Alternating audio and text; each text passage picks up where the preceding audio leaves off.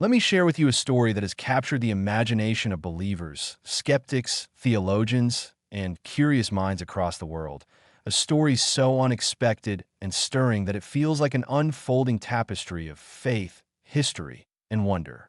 I invite you to settle in, to let each breath slow, and to imagine a dimly lit auditorium in Lisbon, where over 300 delegates from around the globe gathered for the final session of the International Pastoral Congress.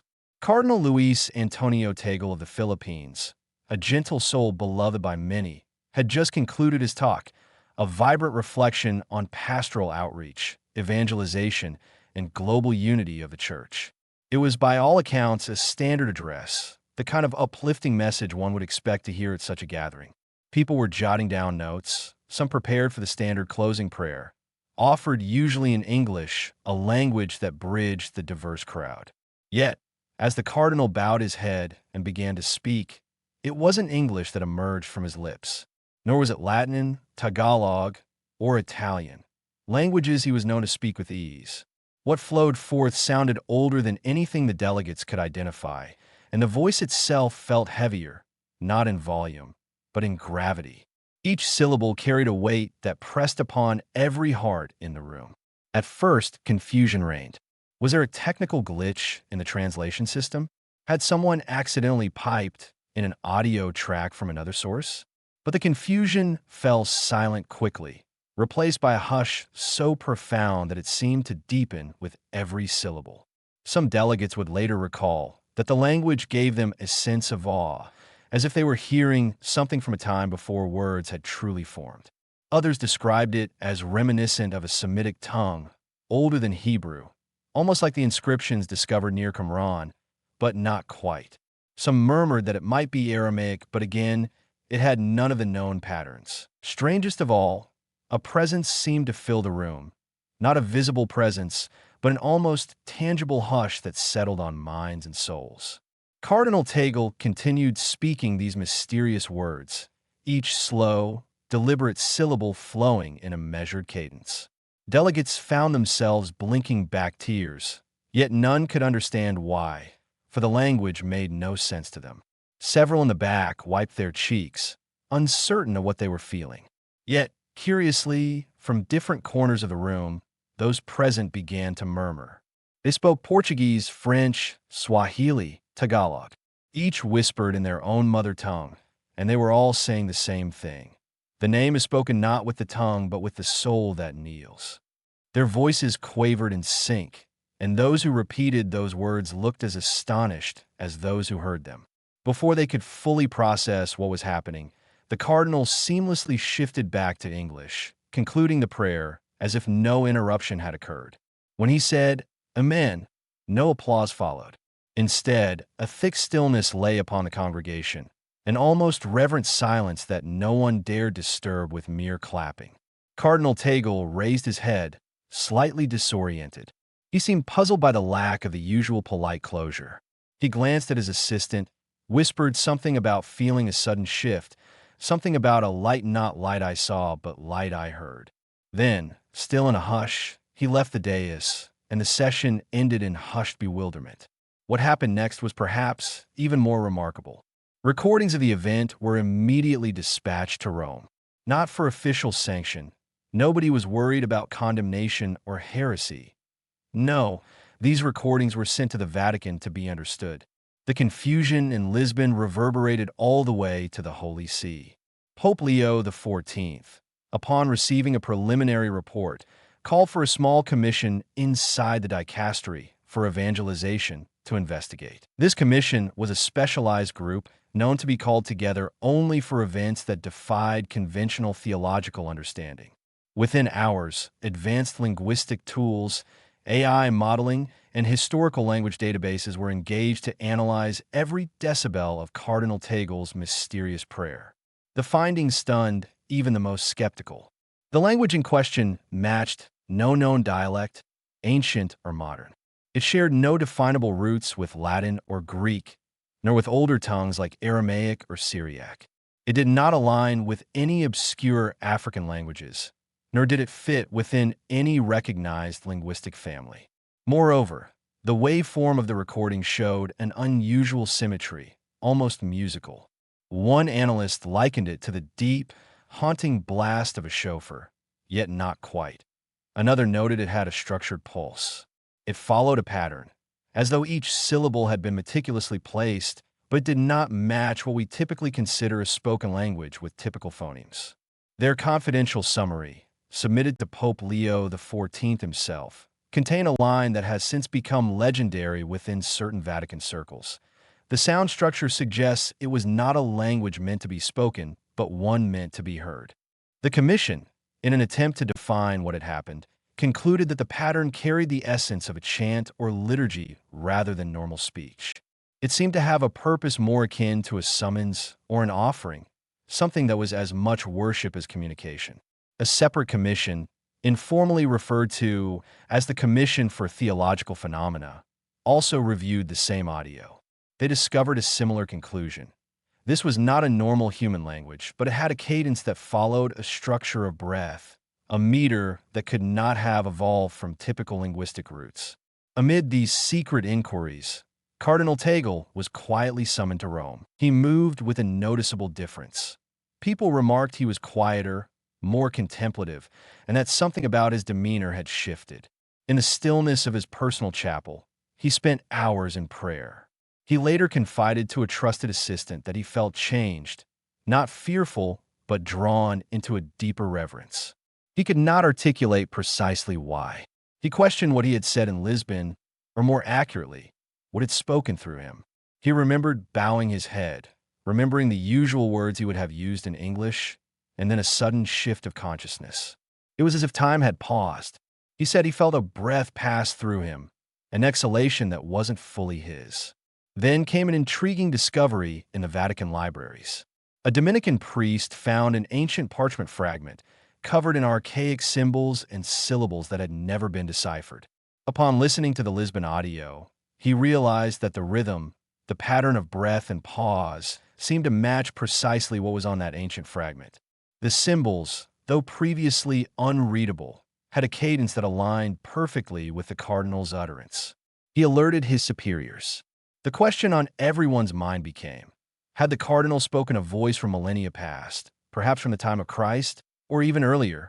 Another Jesuit scholar compared the Lisbon waveform with ancient Syriac chant, finding that while the melody or phonetics did not match, the underlying breath intervals, how the voice rose and fell in quiet pulses, mimicked something that had been used in liturgies centuries ago. Slowly, the concept emerged that Tagle's spontaneous prayer wasn't a random message. It was in some sense a call, one not necessarily aimed at the audience, but at something deeper, perhaps even at the very core of human spiritual consciousness. Pope Leo XIV, reading through these various analyses, made a simple yet profound statement. It's beginning, not a language, a summons. Those 5 words circulated behind closed doors, fueling speculation and hushed, urgent discussions in Vatican hallways.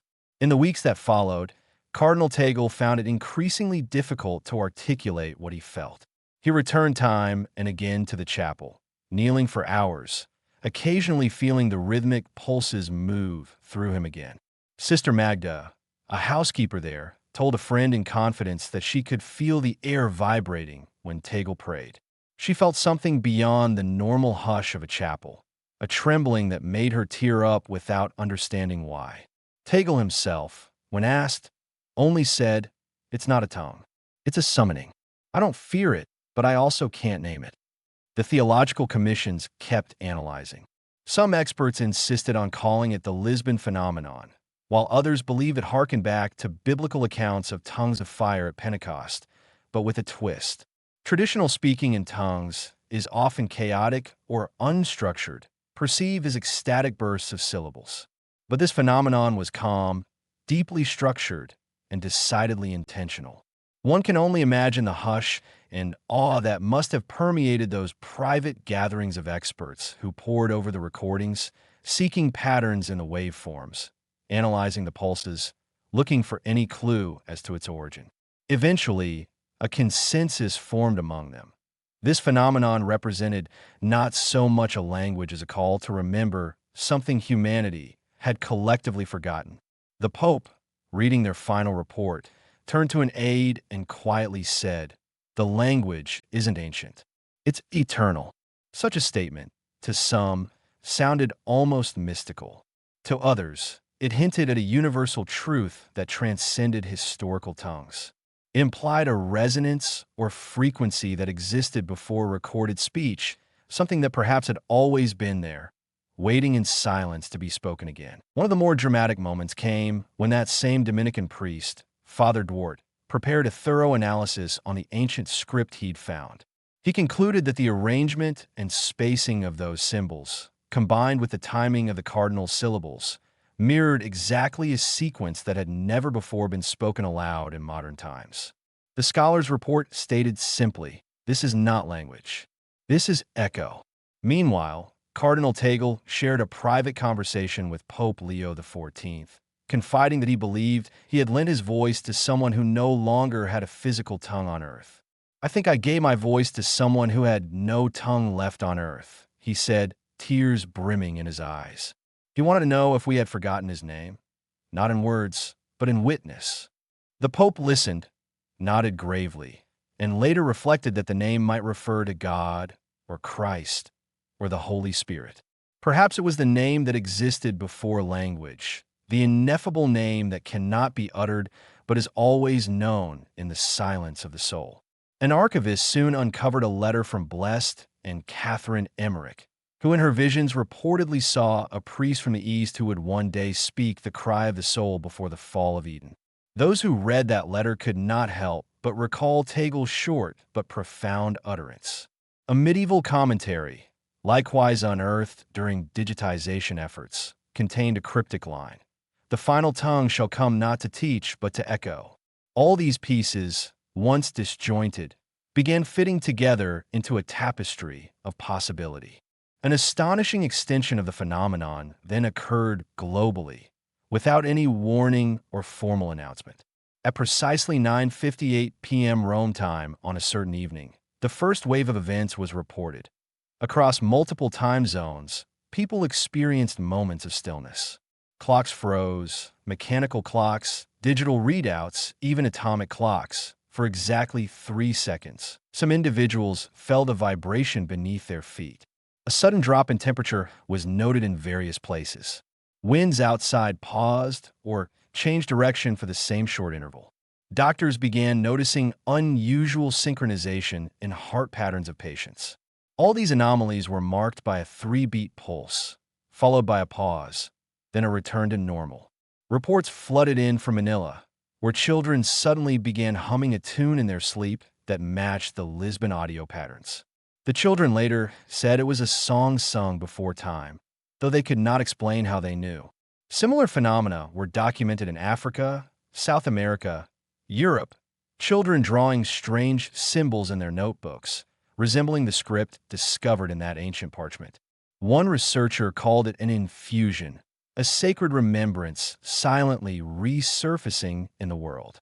Cardinal Tagle himself sensed these global echoes. He wrote in his private journal, "This is no longer about speaking, it is about joining. We are not being told, we are being remembered." The sense was that creation itself was stirring, as though an ancient memory, long dormant, had awakened and was now gently pulling the living world into its breath. In nursing homes, patients with advanced dementia began repeating fragments of the unknown prayer that matched the Lisbon pattern. A startled nurse described it as not language, its longing, tears in her eyes as she listened to elderly patients repeating the same syllables despite having lost all other coherent speech. It was around this same time that a hidden room beneath the Vatican was discovered, an accidental finding when workers at Castel San Angelo were exploring old passages. In this room lay a manuscript with hand-drawn symbols identical to the ancient parchment that matched Tagle's utterance. Those who dared read it aloud reported a surreal sense that they had spoken it before in some distant past, though they had never laid eyes on those symbols before. Pope Leo XIV himself was granted a viewing and reportedly wept upon reading the text, whispering, "The room remembers, and so do we." Meanwhile, The resonances at 9:58 p.m. continued to surface nightly. The phenomenon became so notable that certain Catholic communities, and even some from outside the faith, took to lighting candles and quietly waiting in prayerful anticipation. In some parishes, bells rang spontaneously at 9:58. Musicians found themselves composing haunting melodies they later claimed were not their own. A clarinetist in Poland performed a short improvisation that caused listeners to weep uncontrollably, though she insisted she hadn't planned any of the notes. Back in Rome, scientific journals began publishing accounts of synchronized heart patterns in monitored patients at that exact minute. There were references to a distributed recognition event, as though the entire creation paused and recognized something. The synergy of theology and science intersected in a unique way, with each discipline seeking to unravel the mystery from its own perspective. Perhaps the most visually stunning sign occurred when Cardinal Tagle, following an inner prompting, was guided to a hidden chapel beneath the Vatican, sometimes referred to as the Dome of Silence. The place, dimly lit with centuries-old frescoes, had a large stone cross on the wall. For as long as anyone remembered, the cross had been cracked in two. Tagle knelt there, feeling the familiar 3 pulses rise in his chest. He let them come, let them flow through him, and he spoke 3 syllables he could not understand but recognized nonetheless. At the last syllable, the stone cross sealed itself, the crack fusing smoothly before his eyes. The cardinal felt neither shock nor euphoria. He later recounted that it felt like something being put back into place, not a show of power, but a restoration.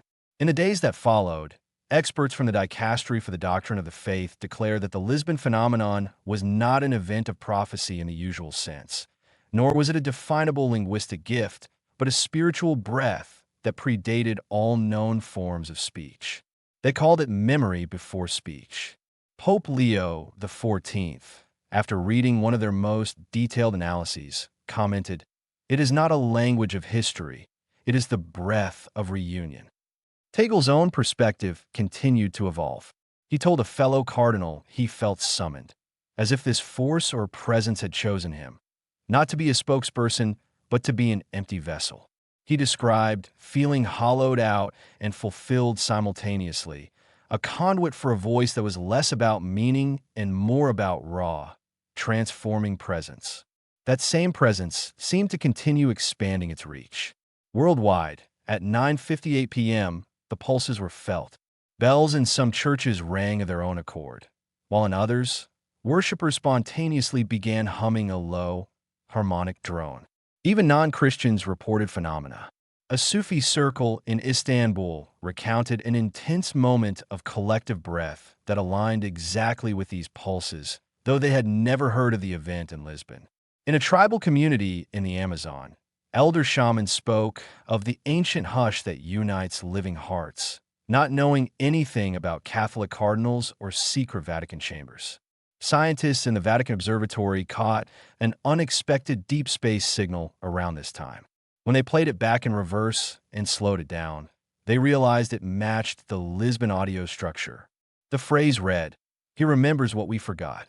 This cryptic statement only further fueled the sense that the entire cosmos was somehow tied into this resonance of breath, a universal remembering that transcended religious boundaries. One evening, in the chapel of the Pontifical Filipino College, Tagle felt the urge to speak the rhythm again.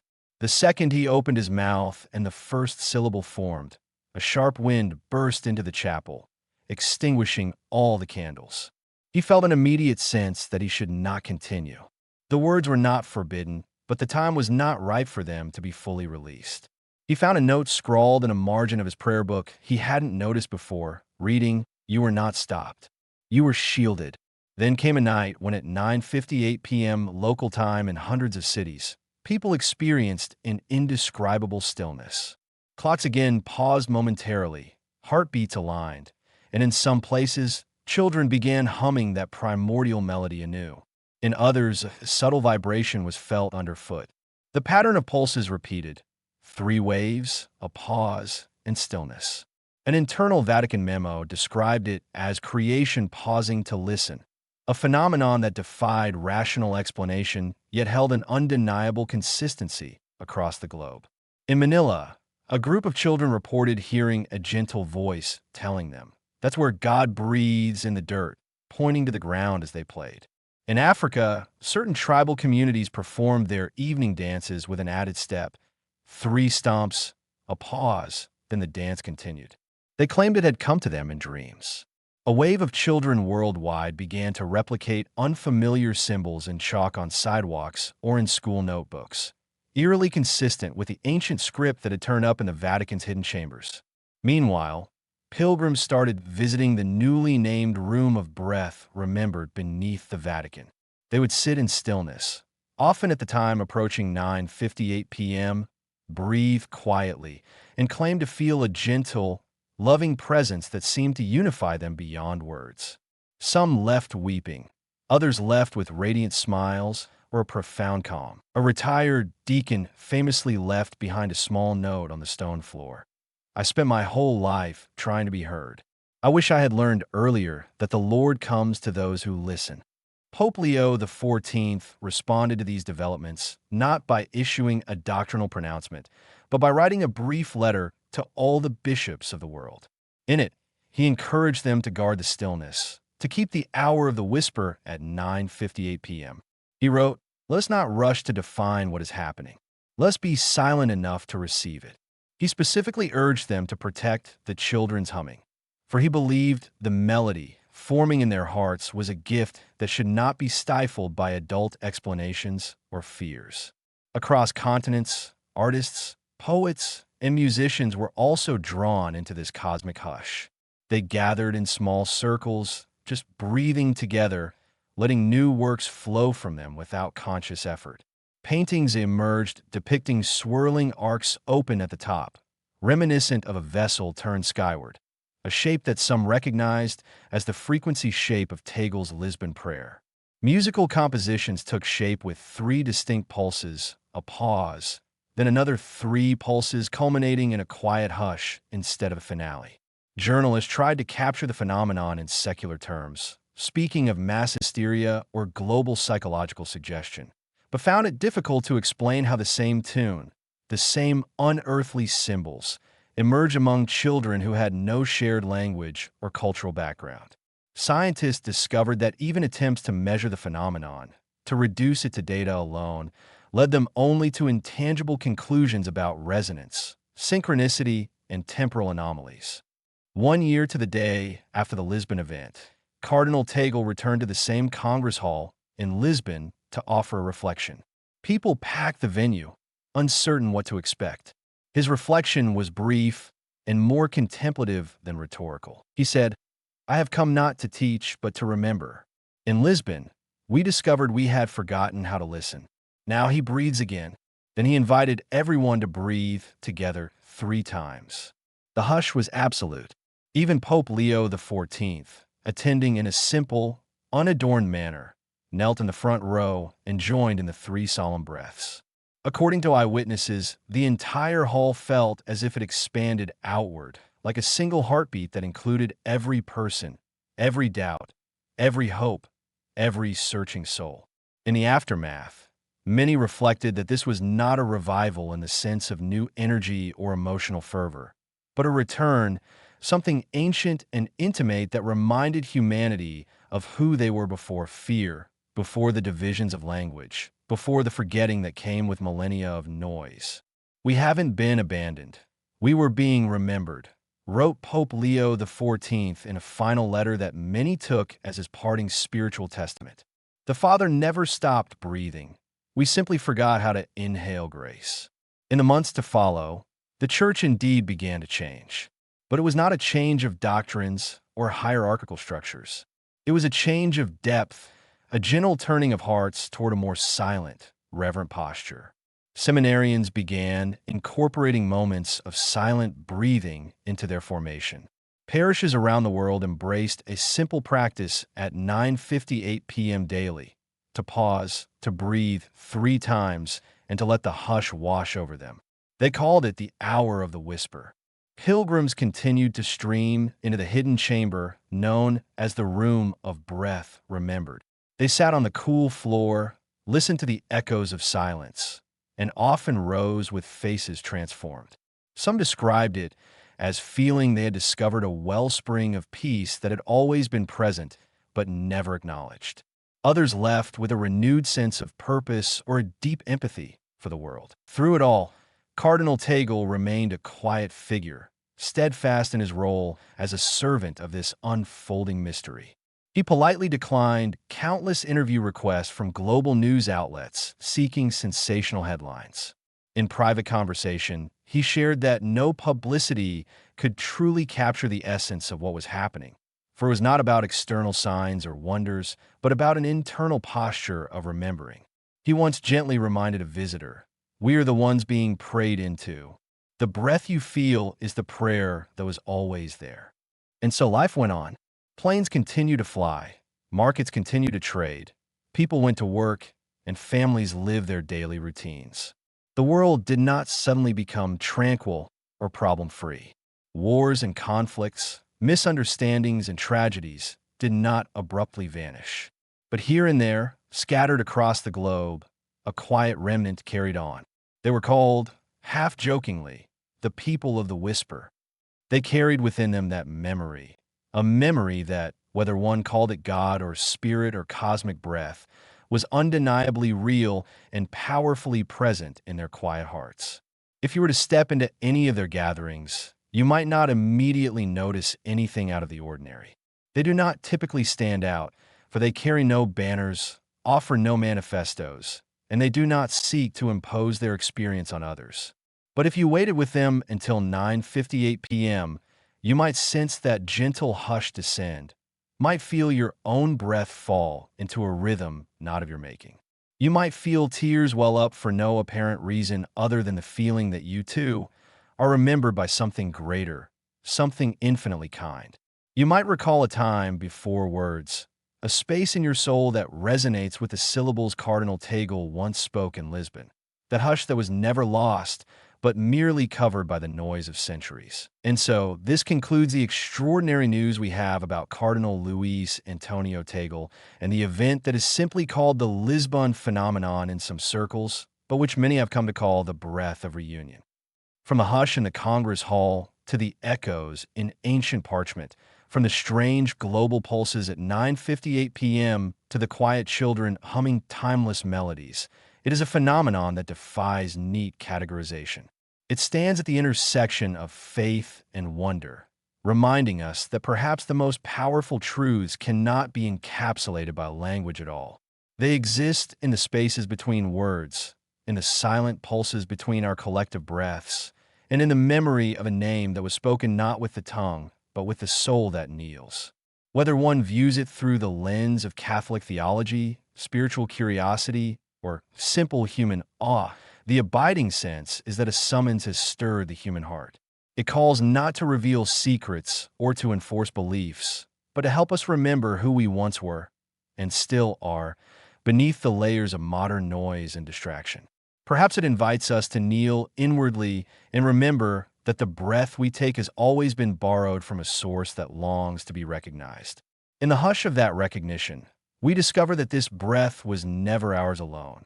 It flows through time and space, binding hearts in a melody older than stars, longing for unity we almost forgot was possible. And so, dear viewer, as you watch and listen to these words, let them not just be a story you hear, but a gentle invitation to pause, to breathe, and to remember. Maybe you'll never speak those mysterious syllables, nor kneel in the hidden chapel beneath the Vatican, but you might find yourself pausing one evening, perhaps at 9:58, just to take 3 slow breaths. In that moment, maybe you'll sense the hush that weaves every heart into a single tapestry of belonging. Maybe you'll find that you, too, are being remembered by the one who has never stopped breathing us into life. And that, in the end, is the real news, that we are invited back into a story as ancient as creation itself, a story that gently asks us to sit still, to open our hearts, and to let the breath of God sing anew.